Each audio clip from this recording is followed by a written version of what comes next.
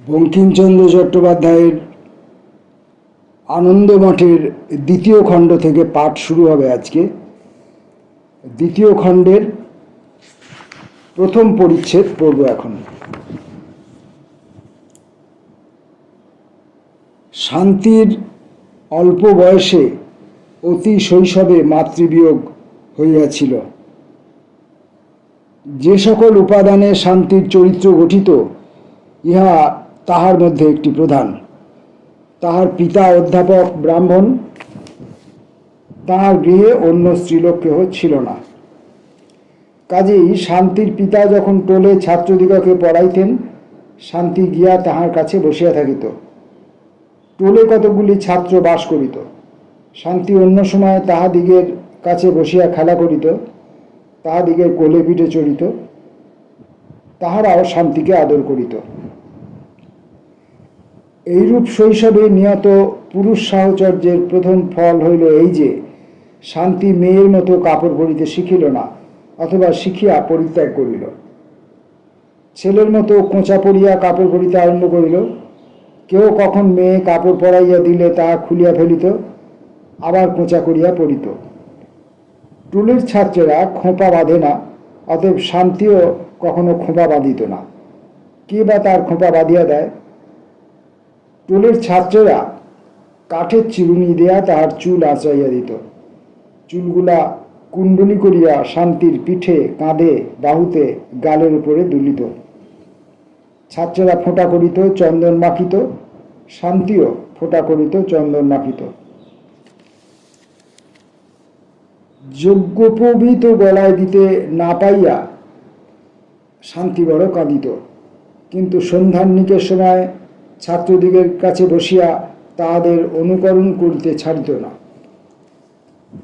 ছাত্রেরা অধ্যাপকের অবর্তমানে অশ্লীল সংস্কৃতের দুই চারিটি বুকনি দিয়া দুই একটি আদি রসাশ্রিত গল্প করিতেন। টিয়া পাখির মতো শান্তি সেগুলিও শিখিল। টিয়া পাখির মতো, তাহার অর্থ কি তা কিছুই জানিত না। দ্বিতীয় ফল হলো এই যে, শান্তি একটু বড় হইলে ছাত্রেরা যাহা পড়িত, শান্তিও তাহাদের সঙ্গে সঙ্গে শিখিতে আরম্ভ করিল। ব্যাকরণের এক বর্ণ জানে না, কিন্তু ভট্টি, রঘু, কুমার, নৈষধাদির শ্লোক ব্যাখ্যা সহিত মুখস্থ করিতে লাগিল। দেখিয়া শুনিয়া শান্তির পিতা যদ্ভব বিশ্বতি তদ্ভব বিশ্বতি বলিয়া শান্তিকে মুগ্ধবোধ আরম্ভ করাইলেন। শান্তি বড় শীঘ্র শীঘ্র শিখিতে লাগিল। অধ্যাপক বিস্ময়াপন্ন হইলেন। ব্যাকরণের সঙ্গে সঙ্গে দুই একখানা সাহিত্যও পড়াইলেন। তারপর সব গোলমাল হইয়া গেল। পিতার পরলোক প্রাপ্তি হইল। তখন শান্তি নিরাশ্রয়। টোল উঠিয়া গেল, ছাত্রেরা চলিয়া গেল, কিন্তু শান্তিকে তাহারা ভালোবাসিত। শান্তিকে পরিত্যাগ করিয়া যাইতে পারিল না। একজন তাহাকে দয়া করিয়া আপনার গৃহে লইয়া গেল। ইনি পশ্চাৎ সন্তান সম্প্রদায়ের মধ্যে প্রবেশ করিয়া জীবানন্দ নাম গ্রহণ করিয়াছিলেন। তাহাকে আমরা জীবানন্দই বলিতে থাকিব। তখন জীবানন্দের পিতামাতা বর্তমান। তাহাদিকের নিকট জীবানন্দ কন্যাটির সবিশেষ পরিচয় দিলেন। পিতামাতা জিজ্ঞাসা করিলেন, এখন এ পরের মেয়ের দায়ভার নেয় কে? জীবানন্দ বলিলেন, আমি আনিয়াছি, আমিই দায়ভার গ্রহণ করিব। পিতামাতা বলিলেন, ভালোই। জীবানন্দ অনূঢ়, শান্তির বিবাহ বয়স উপস্থিত, অতএব জীবানন্দ তাহাকে বিবাহ করিলেন। বিবাহের পর সকলেই অনুতাপ করিতে লাগিলেন। সকলেই বুঝিলেন কাজটা ভালো হয় নাই। শান্তি কিছুতেই মেয়ের মতো কাপড় পরিল না, কিছুতেই চুল বাঁধিল না। সে বাটির ভিতর থাকিত না, পাড়ার ছেলেদের সঙ্গে মিলিয়া খেলা করিত। জীবানন্দের বাড়ির নিকটেই জঙ্গল। শান্তি জঙ্গলের ভিতর একা প্রবেশ করিয়া কোথায় ময়ূর, কোথায় হরিণ, কোথায় দুর্লভ ফুল ফল এই সকল খুঁজিয়া বেড়াইত। শ্বশুর শাশুড়ি প্রথমে নিষেধ, পরে ভৎসনা, পরে প্রহার করিয়া শেষে ঘরে শিকল দিয়া শান্তিকে কয়েদ রাখিতে আরম্ভ করিল। পীড়াপিড়িতে শান্তি বড় জ্বালাতন হইল। একদিন দ্বার খোলা পাইয়া শান্তি কাহাকে না বলিয়া গৃহত্যাগ করিয়া চলিয়া গেল। জঙ্গলের ভিতর বাঁচিয়া বাঁচিয়া ফুল তুলিয়া কাপড় ছোবাইয়া শান্তি বাচ্চা সন্ন্যাসী সাজিল। তখন বাঙ্গালা জুড়িয়া দলে দলে সন্ন্যাসী ফিরিত। শান্তি ভিক্ষা করিয়া খাইয়া জগন্নাথ ক্ষেত্রে রাস্তায় গিয়া দাঁড়াইল। অল্পকালেই সে পথে একদল সন্ন্যাসী দেখা গেল। শান্তি তাহাদের সঙ্গে মিশিল। তখন সন্ন্যাসীরা এখনকার সন্ন্যাসীদের মতো ছিল না। তাহারা দলবদ্ধ, সুশিক্ষিত, বলিষ্ঠ, যুদ্ধ বিশারদ এবং অন্যান্য গুণে গুণবান ছিল। তাহারা সচরাচর এক প্রকার রাজবিদ্রোহী, রাজার রাজস্ব লুটিয়া খাইত। বলিষ্ঠ বালক পাইলেই তাহারা অপহরণ করিত, তাহাদিগকে সুশিক্ষিত করিয়া আপনাদিগের সম্প্রদায়ভুক্ত করিত। এই জন্য তাহাদিগকে ছেলে ধরা বলিত।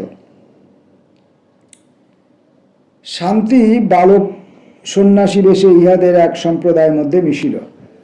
তাহারা প্রথমে তাহার কোমলাঙ্গ দেখিয়া তাহাকে গ্রহণ করিতে ইচ্ছুক ছিল না, কিন্তু শান্তির বুদ্ধির প্রাচুর্য, চতুরতা ও কর্মদক্ষতা দেখিয়া আদর করিয়া দলে লইল।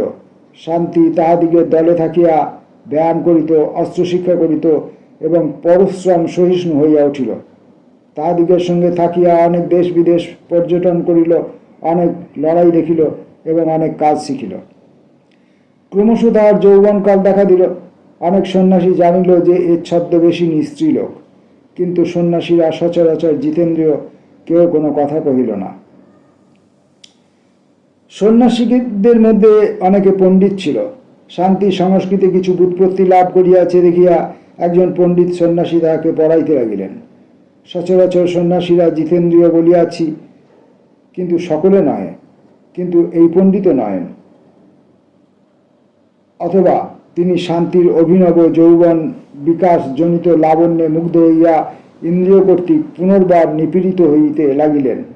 শিষ্যাকে আদি রসাশ্রিত কাব্য সকল পড়াইতে আরম্ভ করিলেন। আদি রসাশ্রিত কবিতাগুলির রসশ্রাব্য ব্যাখ্যা শুনাইতে লাগিলেন। তাহাতে শান্তির কিছু অপকার না হইয়া কিছু উপকার হইল। লজ্জা কাহাকে বলে শান্তি তাহা শিখে নাই। এখন স্ত্রী স্বভাব সুলভ লজ্জা আসিয়া আপনি উপস্থিত হইল। পুরুষ চরিত্রের উপর নির্মল স্ত্রী চরিত্রের অপূর্ব প্রভা আসিয়া পড়িয়া শান্তির গুণগ্রাম উদ্ভাসিত করিতে লাগিল। শান্তি পড়া ছাড়িয়া দিল। ব্যাগ যেমন হরিণীর প্রতি ধাববান হয়, শান্তির অধ্যাপক শান্তিকে দেখিলেই তাহার প্রতি সেইরূপ ধাববান হইতে লাগিল। কিন্তু শান্তি ব্যায়াম আদির দ্বারা পুরুষের দুর্বল বল সঞ্চয় করিয়াছিল। পুরুষেরও দুর্লভ বল সঞ্চয় করিয়াছিল। অধ্যাপক নিকটে আসিলেই তাহাকে কিল ঘুষার দ্বারা পূজিত করিত। কিল ঘুষাগুলি সহজ নহে। একদিন সন্ন্যাসী ঠাকুর শান্তিকে নির্জনে পাইয়া বড় জোর করিয়া শান্তির হাতখানা ধরিলেন। শান্তি ছাড়াইতে পারিল না, কিন্তু সন্ন্যাসীর দুর্ভাগ্যক্রমে হাতখানা শান্তির বাঁ হাত। ডাইন হাতে শান্তি তাহার কপালে এমন জোরে ঘুষা মারিল যে সন্ন্যাসী মূর্ছিত হইয়া পড়িল। শান্তি সন্ন্যাসী সম্প্রদায় পরিত্যাগ করিয়া পলায়ন করিল। শান্তি ভয় শূন্যা একাই স্বদেশের সন্ধানে যাত্রা করিল। সাহসের ও বাহুবলের প্রভাবে নির্বিঘ্নে চলিল। ভিক্ষা করিয়া অথবা বন্য ফলের দ্বারা উদয় পোষণ করিতে করিতে এবং অনেক মারামারিতে জয়ী হইয়া শ্বশুরালয়ে আসিয়া উপস্থিত হইল। দেখিল শ্বশুর স্বর্গারোহণ করিয়াছেন, কিন্তু শাশুড়ি তাহাকে গৃহে স্থান দিলেন না, জাতি যাইবে। শান্তি বাহির হইয়া গেল। জীবানন্দ বাড়ি ছিলেন। তিনি শান্তির অনুবর্তী হইলেন। পথে শান্তিকে ধরিয়া জিজ্ঞাসা করিলেন, তুমি কেন আমার গৃহ ত্যাগ করিয়াছিলে? এতদিন কোথায় ছিলে? শান্তি সকল সত্য বলিল। জীবানন্দ সত্য মিথ্যা চিনিতে পারিতেন। জীবানন্দ শান্তির কথায় বিশ্বাস করিলেন। অপ্সরাগণের ভ্রুবিলাসযুক্ত কটাক্ষের জ্যোতি লইয়া অতি যত্নে নির্মিত যে সম্মোহনস্বর পুষ্পধন্যা, তাহা পরিণীত দম্পতির প্রতি অপব্যয় করেন না। ইংরেজ পূর্ণিমার রাত্রে রাজপথে গ্যাস জ্বালে, বাঙালি তেলা মাথায় তেল ঢালিয়া দেয়। মনুষ্যের কথা দূরে থাক, চন্দ্রদেব সূর্যদেবের পরেও কখনো কখনো আকাশে উদিত থাকেন। ইন্দ্র সাগরে বৃষ্টি করেন, যে বিন্দুকে টাকা ছাপাছাপি যে সিন্ধুকে টাকা ছাপাছাপি, কুবের সেই সিন্ধুকেই টাকা লইয়া যান। যম যার প্রায় সবগুলিকেই গ্রহণ করিয়াছেন, তাহারই বাকিটিকে লইয়া যান। কেবল রতিপতির এমন নির্বুদ্ধির কাজ দেখা যায় না। যেখানে গাঁটছড়া বাঁধা হইল, সেখানে আর তিনি পরিশ্রম করেন না। প্রজাপতির উপর সকল ভার দিয়া তাহার হৃদয় শোণিত পান করিতে পারিবেন, তাহার সন্ধানে যান। কিন্তু আজ বোধহয় পুষ্পধন্যার কোনো কাজ ছিল না। হঠাৎ দুইটা ফুলবান অপব্যয় করিলেন। একটা আসিয়া জীবানন্দের হৃদয় ভেদ করিল, আর একটা আসিয়া শান্তির বুকে পড়িয়া প্রথমে শান্তিকে জানাইল সে বুক মেয়ে মানুষের বুক বড় নরম জিনিস। নবমেঘ নির্মুক্ত প্রথম জলকণা নিষিক্ত পুষ্পকলিকার ন্যায় শান্তি সহসা ফুটিয়া উঠিল। উৎফুল্ল নয়নে জীবানন্দের মুখপানে চাহিল। জীবানন্দ বলিল, আমি তোমাকে পরিত্যাগ করিব না। আমি যতক্ষণ না ফিরিয়া আসি ততক্ষণ তুমি দাঁড়াইয়া থাকো। শান্তি বলিল, তুমি ফিরিয়া আসিবে তো? জীবানন্দ উত্তর না করিয়া, কোন দিকে না চাহিয়া সেই পথিপার্শ্বস্থ নারকেল কুঞ্জের ছায়ায় শান্তির অধরে অধর দিয়া সুধাপান করিলাম মনে করিয়া প্রস্থান করিলেন। মাকে বুঝাইয়া জীবানন্দ মার কাছে বিদায় লইয়া আসিলেন। ভৈরবপুরে সম্প্রতি তাহার ভগিনী নিমাইয়ের বিবাহ হইয়াছিল। ভগিনীপতির সঙ্গে জীবানন্দের একটু সম্প্রীতি জন্মিয়াছিল। জীবানন্দ শান্তিকে লইয়া সেইখানে গেলেন। ভগ্নিপতি একটু ভূমি দিল। জীবানন্দ তাহার উপর এক কুটির নির্মাণ করিলেন। তিনি শান্তিকে লইয়া সেইখানে সুখে বাস করিতে লাগিলেন। স্বামী সহবাসে শান্তির চরিত্রের পৌরুষ দিন দিন বিলীন বা প্রচ্ছন্ন হইয়া আসিল। রমণী চরিত্রের নিত্য নবন্মেষ হইতে লাগিল। সুখস্বপ্নের মতো তাহাদের জীবন নির্বাহিত হইত, কিন্তু সহসা সে সুখস্বপ্ন ভঙ্গ হইল। জীবানন্দ সত্যানন্দের হাতে পড়িয়া সন্তান ধর্ম গ্রহণপূর্বক শান্তিকে পরিত্যাগ করিয়া গেলেন। পরিত্যাগের পর তাহাদের প্রথম সাক্ষাৎ নিমাইয়ের কৌশলে ঘটিল, তাহাই আমি পূর্ব পরিচ্ছদে বর্ণিত করিয়াছি। এর আগেই আমরা জীবানন্দের এবং শান্তির সম্পর্কে অবজ্ঞাত হয়েছিলাম। তার শুরুর কাহিনীটুকু আজকে জানা হলো।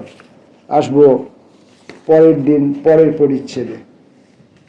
নমস্কার।